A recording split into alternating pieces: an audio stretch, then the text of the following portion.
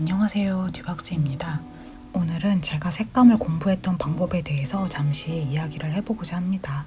그러기 위해선 먼저 저의 과거를 보여드려야 할 것 같네요. 저는 원래 시각 디자인과를 졸업하고 편집 디자이너로 회사 생활을 하고 있었습니다. 그러다가 너무 그림이 그리고 싶어서 교육기관에 들어가서 그림을 배우게 되었는데요. 그때는 화방에 들어가는 것 자체가 너무 즐겁고 모든 물감을 다 사고 싶은 그런 시기였습니다. 물감이 번지는 것만 봐도 좋았고요. 아크릴, 수채화, 색연필, 마카, 오일 파스텔, 한지, 트래펄지 등등 모든 재료를 한 번에 다 써볼 정도로 열정이 넘치는 때였습니다. 그렇게 한참 신나게 그리고 있을 때 선생님께서 하신 말씀이 있었는데요. 물감은 다 쓰라고 색이 많은 것이 아니라 골라 쓰라고 색이 많은 것이라고 하시면서 색의 절제에 대한 고민을 해보라는 큰 과제를 주셨죠. 그때 제가 아트북 작업을 온갖 색을 쓰면서 정말 의욕 넘치게 하고 있었는데요. 어떻게 절제를 해야 할지 하나도 모르겠더라고요. 결국 포토샵에서 세츄레이션으로 억지로 변형해서 완성을 하게 되었습니다. 그때부터 색을 제한해야 한다는 것이 마치 강박처럼 다가와서 거의 흑백으로 그리거나 저채도로 그리기 시작했습니다. 시장에서 내 그림을 알리려면 통일성이 있어야 한다고 해서 재료도 아크릴 하나만 선택해서 쭉 무거운 느낌으로 그리게 되었죠. 사실 선생님께서는 그렇게 극단적인 의미가 아니셨을 텐데 저는 의도적으로 검은색과 회색을 섞는 비중이 많아졌습니다. 내가 문제의식을 깊이 느끼지 못해서 그런지 지금 생각해보면 너무 당연했던 선생님들의 조언을 들어도 소화되지 않는 영양제를 계속 먹으면서 그리는 것 같은 그런 느낌이었죠. 그렇게 교육기관을 졸업하고 필드로 나왔는데요. 다행히 이런저런 곳에서 일을 의뢰받아서 하게 되었습니다. 그런데 몇 년을 이렇게 그리는 것이 익숙해지다 보니까 다른 스타일이나 분위기의 그림을 그리고 싶어도 못 그리겠더라고요. 그림 재료도 아크릴에 갇혀서 아크릴 물감 외에는 전혀 그리지 못하는 모습을 보면서 제 자신이 너무 답답했습니다. 누구도 저에게 지적하지 않았지만 표현 기법이나 분위기에서 한계가 너무 분명하다 보니까 저에게도 슬럼프가 오기 시작했습니다. 고민을 하다가 오랫동안 익숙해져 온 아크릴에서 손을 놔야겠다 생각하고 시도했던 것이 디지털 작업이었습니다. 그때부터 색감에 대해서도 다시 공부하기 시작했는데요. 컬러에 관한 많은 책들을 봐도 실무에 적용시키기가 너무 막연했습니다. 그래서 일단은 내가 내 그림이 괜찮다고 느껴야 슬럼프에서 그나마 벗어날 것 같아서 내가 색감이 좋다라고 느끼는 작품과 사진들을 모아놓고 공통점을 찾아보기로 했습니다. 여기서는 작가들 그림은 사용하지 못하기 때문에 저작권에서 자유로운 사진을 주로 소개할 텐데요. 저는 주로 인테리어 사진을 보면서 많이 배웠습니다. 항상 보면 세련되게 컬러가 정리되어 있다는 그런 느낌이었죠. 인테리어 사진을 보면서 메인 컬러를 추출해보면 언제나 5개 안쪽이거나 한두 개 넘어가거나였습니다. 절대 많은 색을 쓰지 않으면서도 상쾌하면서 세련된 느낌을 주었습니다. 저는 많은 사진 작가들이나 일러스트레이터들의 작품을 보면서 색감을 많이 절제하면 절제할수록 메시지가 강해지고 뭔가 드라마가 생기는 것 같다라고 느껴졌습니다. 이 사진 같은 경우는 정말 색이 절제되어 있죠. 거의 2가지 톤의 컬러만으로 이루어져 있습니다. 이 사진에서 어떤 메시지를 넣는다면 전달력이 엄청 강하겠죠. 물론 트리밍에서 오는 효과가 더해진 것도 있지만 확실히 강렬한 보색 대비가 주는 전달력이 있습니다. 이 사진도 어찌 보면 투톤이라 할 만큼 절제되어 있습니다.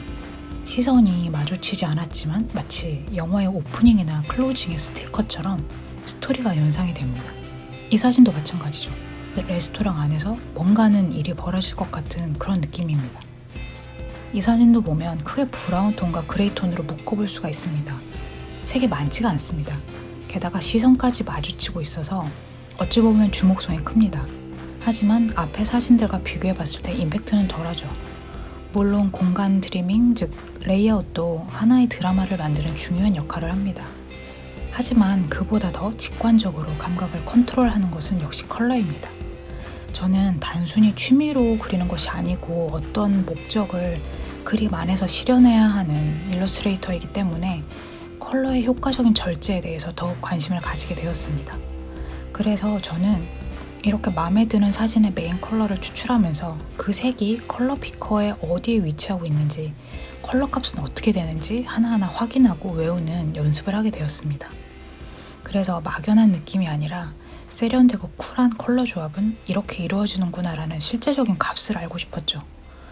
처음에는 컬러 추출하는 것도 어려워서 포토샵에서 필터 갤러리를 이용했습니다. 필터 갤러리 아티스틱에 있는 컷아웃 효과로 색감을 단순화시킨 다음에 하나하나 색을 확인했습니다.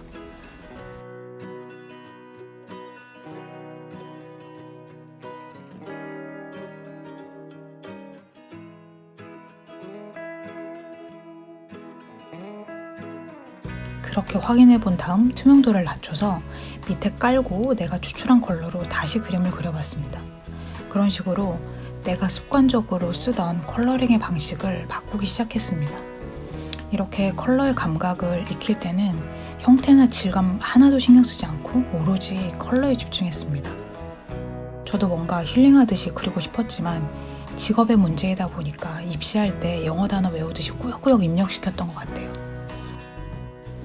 제 프로크리에이트 영상을 보시면 원하는 색을 그냥 척척 짚는 것 같이 보이는데요. 그것이 다 연습해서 한 번에 찍는 것이지 디지털 작업 처음 할 때는 무수한 컨트롤 Z가 있었습니다.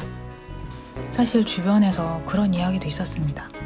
넌 아크릴 웬만큼 하니까 그걸 더 발전시켜보는 건 어때? 아크릴이 어려운 재료라서 익숙하게 다루기 쉽지 않은데 넌 잘 다루잖아 라는 의견이었죠. 하지만 작가님들마다 성향 차이가 모두 있으신데요. 저는 한우물을 깊게 파는 성격이 아니고 여기저기 파는 성향을 좀 가지고 있습니다. 그만큼 호기심이 많습니다. 그리고 의뢰받아서 하는 일을 좀 더 효율적으로 처리하기 위해서는 레이어가 필요하겠다는 생각이 절실했죠. 이렇게 대강 그려보고 나면 나라면 절대 쓸 생각도 못했던 색 조합으로 컬러 구조가 형성이 되어 있었습니다. 저는 나름대로 신기해서 꽤 재미있게 컬러 조합 연습을 했던 기억이 있습니다. 이 연습의 또 좋은 점은 CMYK 값을 확인하면서 수작업을 할 때 어떻게 색을 혼색해야 하는지도 감을 잡을 수가 있었습니다. 이렇게 언뜻 보면 색은 많아 보이지만 크게 나누면 비슷한 톤으로 절제되어 있는 사진을 골라서 지금도 색감 연습을 하고 있습니다. 초기 그림보다 의미 없는 혼색이 덜해진 것 같아서 저만 아는 뿌듯함이 또 있습니다. 이 그림은 사진처럼 올드한 민트색 바탕을 만들어내지 못해서 좀 아쉬웠는데요. 그래도 재미있게 작업하였습니다.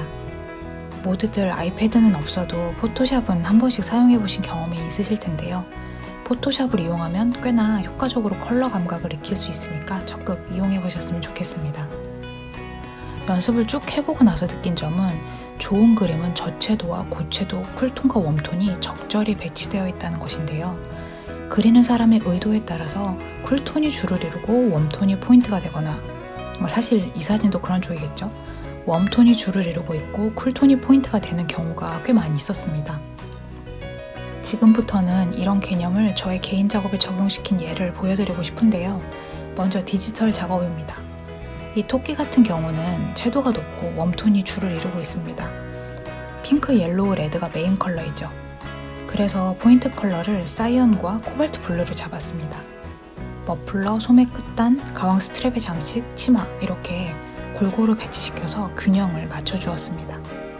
이 그림은 블루와 블랙톤이 주를 이루고 있죠. 그래서 채도가 낮은 웜톤 계열의 브라운톤을 적절히 배치시키고 발색이 강한 레몬 옐로우를 살짝살짝 찍어서 균형을 맞췄습니다. 이제 오브제가 많이 들어간 풍경인데요. 이 그림은 상당히 채도가 높습니다. 그림에 무게감을 주기 위해서 바닥을 어둡게 눌러주었죠.